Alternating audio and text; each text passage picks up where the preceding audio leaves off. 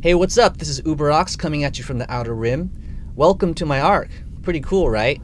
Today I've got some cool battles to show you, but first, let me show you around, yeah? So this is outside. As you can see, we're in warp towards Senecon, so some of the functions of the ship aren't working since we had to divert power to the warp drive. Plus, we're kind of running low on unlimited crystals, but the warp gate's still working, so let's go check it out. So this is the warp gate where commanders come out of interstellar prison. I heard Orochi's getting out soon, so maybe we'll get to meet him. But I mean, I'm sure you've already seen this a million times, so let's go back to the main console and check out some battles. So a little background on this first replay. An enemy guild was hitting our tiles, so I hit them back in retaliation. But then Arcbreaker insta-ported on me and sent this huge march at me. But little did he know, it was a trap. It's a trap! I had just me Garrison on my arc with this march, and he one-shots with the Vega Breakdown Airship Awakening. And wow, that happened so fast. Let's go back and take a look. How many even troops were that? I don't even know because that happened so fast.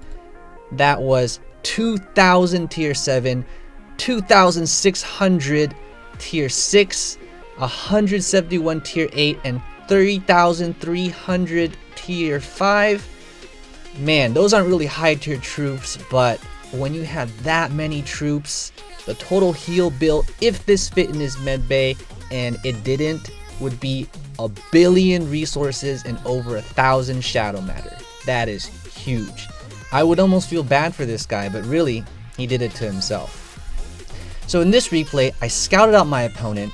I sent a level 1 commander at him just to see what kind of gear he had, and I saw he was garrisoned with Galileo, but no Cassiopeia. So I decided to send in my Hancock, and this is what happened. I sent in 384 tier 7, which, you know, if you lose 384 tier 7, it hurts. You know, if you don't have the metal crystals to heal that, that's a lot of shadow matter and resources. But I knew I could take this fight, even though this Galileo was far bigger than me. In fact, you can see I've deployed 2,000 tier 2 in the back row, and he has 7,500 in the back row, so he is 3.5 times bigger than me in the back row. He's also deployed a lot more tier 7, but I just knew with my Hancock, since he wasn't running Cassiopeia, I would be able to take this battle with very few to little losses. So I went for it, I sped in, I attacked him, and we're gonna just go ahead and skip a little bit further, and you can see I'm dealing a lot of damage to him, and I haven't lost a single tier 7 because I'm just one-shotting him now. And as you can see, in the end, I lost 3,000 spiders, which is not that big of a deal. It's only a few million resources to heal. I didn't lose a single tier 7 troop, and he lost 577. So pick your battles carefully. So in our third replay, I scouted out another player, and I saw he had someone garrisoning him, this 80,000 leadership Vega.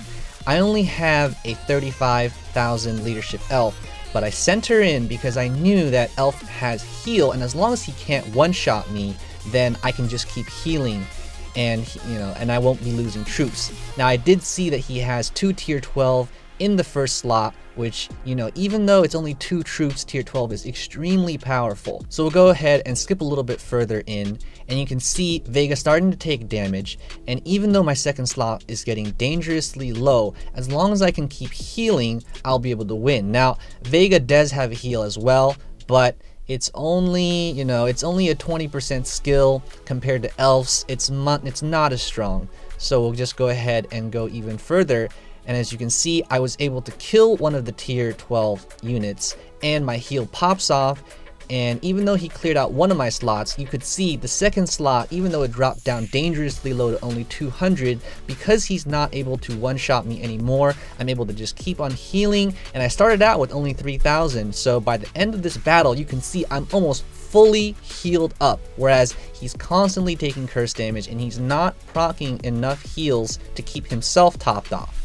So at the end of the battle, we'll just go ahead and skip to the end. I was able to break through his second slot and finish him off. And at the end, you could see I only lost about 3,000 of my spiders, and I was able to knock him out. And once I knocked him out, I was able to keep on going through the rest and take him out. So before I start this replay, let me give you some background. This was a Senecon battle, and we were going up against a player with the tier 12 box troops, which even though he doesn't have the research, it's still extremely powerful. In fact, this Vega is awakened with 600% dodge, so no one was able to hit him. So what I did was I put a ton of accuracy on my rock, and at that time we didn't have brain plugins, so I wasn't able to put sonar on him. So instead, I stacked up 800% total, including research, of accuracy so I could hit him, and I just kept hitting him over and over again in Senecon until eventually I got this. You can see my Annihilator Ray was able to kill 5 of his tier 12 troops, and then he hits the breakdown. He's going to kill my tier 1. That's okay, tier 1 is very cheap to heal, and I get another Annihilator Ray, pretty lucky, and then he goes ahead and then he kills that slot, right? And then he does Gemini, but I knew he had Gemini because I fought him earlier, so I put one Yeti in the back row so I wouldn't die and I could get the victory. There it is, and you can see his gear right here. He has very good gear, right? He has level 34 Titan. Those are not easy to get. He is using tier suppression, but luckily Rock ignores tier suppression, and you can see I'm using level 20 gear. So at this time, I remember everyone was saying, oh my god, how are we going to deal this guy? He's so powerful. And I was like, don't worry, I got this, guys. Rock is the answer. So after this, everyone just got rocks, and then we just did this build and we were able to take out this guy. Eventually, we were able to win the Senecon battle and keep our place as the server lords. So I'm going to go off on a little tangent here, because in the last replay you saw my leadership on my rock was 20,000, and I put him at 20,000 exactly because I used this calculator here at the Diplomacy of War Discord, which you can use as well. So shout out to Blackbird who taught me how to use it, and Krylar, our techno wizard who coded this thing. And to use it, you just go ahead and you type in TCITS, and then it will tell you need to input the skill level first. So I'm a level 60 Annihilator Ray. The amount of leadership, I have 20,000 leadership. Tier 12, which is what I'm fighting against, and I saw that he was wearing a Holy Grail, which I'm not sure exactly how much damage reduction that is, but it should be about 10. You don't have to be exactly, but let's just put in 10 just to try to be as accurate as possible. We press enter, and then the bot will tell me how much I can kill. So I'm going against Origins, so it's telling me I can kill 6 Origins. So I only killed 5, and that's because the damage reduction did matter. I believe it's a little bit more than that. We can go ahead and try it again. 20,012, and maybe it's like 15% damage reduction. I'm not really sure, but there you go. So you can see 5 Origins is the answer. So you know, magazines, they are kind of expensive, so I figured, hey, I can't kill 6, but I could kill 5. That's good enough for me. So I just put 20,000 leadership exactly into my rock, and that's how I knew how much leadership I needed exactly. So if you want to use this calculator, you can go ahead and join the Diplomacy of War Discord, and you can use the calculator. Besides, this actually has many useful functions that I'm not going to go into right now, but it's a great calculator that these guys have set up. So I'd recommend that if you want to calculate things, you can go ahead and use this tool. It is very helpful. I'm very grateful that these guys made this. So in this replay, this was back when I only had T7 and I only had the T9 box troops. Those 6 guys you see there were my only 6 guys I had in my own army. And this was a tile attack. So I scouted this player and I saw that he was trying to use the smart tile trick, the smart farming trick, which makes it so that your first slot is empty.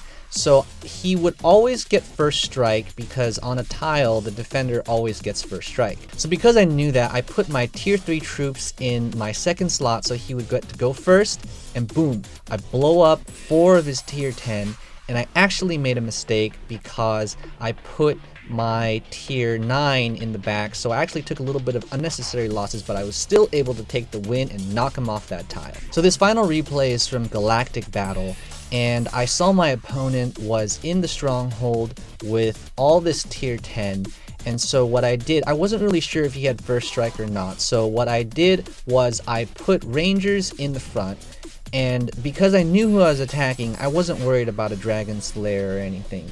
So I went ahead, I put those Rangers in the first slot so that his Awakening would take it out, and then I would be able to have first strike on his troops. And my plan was, I was going to use Curse to one slot bust and kill all of his tier 10 without taking any damage, and I just love it when a plan comes together. Boom, boom, boom, boom, boom! Just all of them dying, just wiped out. And that was just a ton of points for me without taking any losses, and that's how you do it if you want to get points. So I hope you enjoyed those replays. Ark of War is a great game, and I had a lot of fun making this for you. By the way, do you like the music? I made it. If you enjoyed this, please smash that like button and follow me on Instagram. I don't have anything Ark of War related on there yet, but hey, if I was you, I'd follow someone from outer space too. Anyways, I'll catch you in the next video. Thank you for watching.